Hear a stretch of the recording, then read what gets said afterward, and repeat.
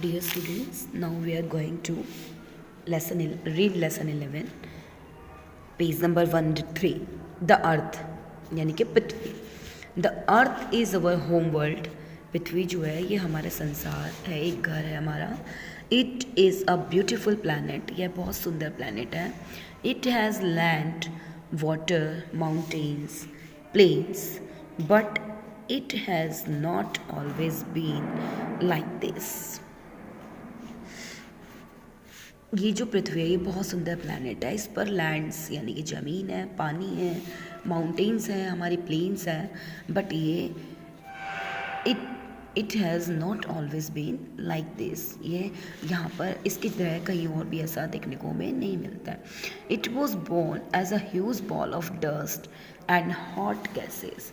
ये जो होती है इसका जो जन्म है एक प्रकार से एक बड़ी बॉल के रूप में माना जाता है, डस्ट की और हॉट गैसेस की.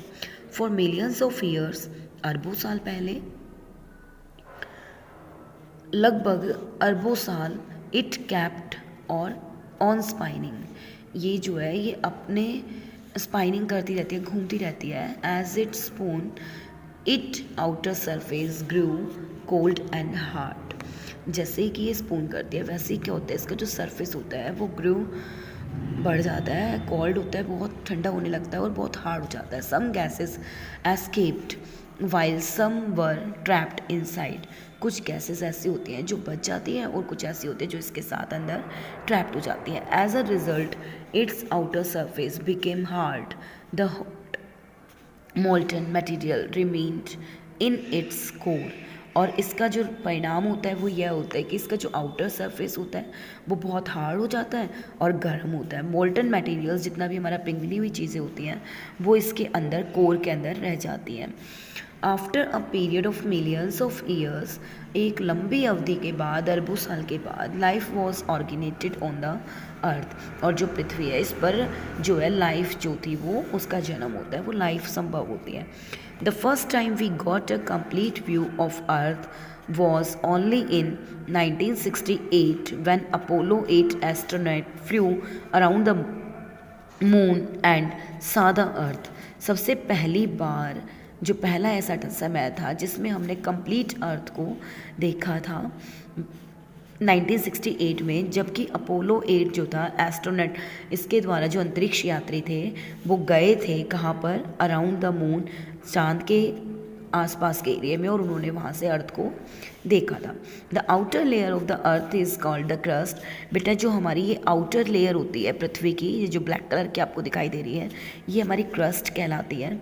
It is a thin layer of mostly solid rocks. ये बहुत पतली लेयर होती है जिसके अंदर बहुत ज़्यादा टाइट और सॉलिड, बहुत ठोस रॉक्स होती है हमारी. It includes the soil. इसके अंदर जो है सॉइल भी हमारी होती है. The mental lies between the crust and it's made up of very hot rocks. अब देखो बेटा जो हमारी क्रस्ट होती है, मेंटल होती है, ये इसके बीच वाला जो पार्ट होता है ये हमारी मेंटल रॉक्स होती है, जो कि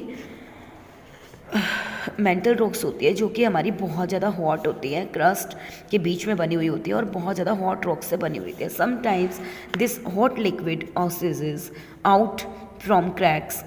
कई बार ऐसा होता है कि इसके अंदर जो ये हमारी रॉक्स होती हैं, हॉट रॉक्स होती है, लिक्विड्स होती है, ये इसमें बदल जाती है, क्रैक हो जाती है.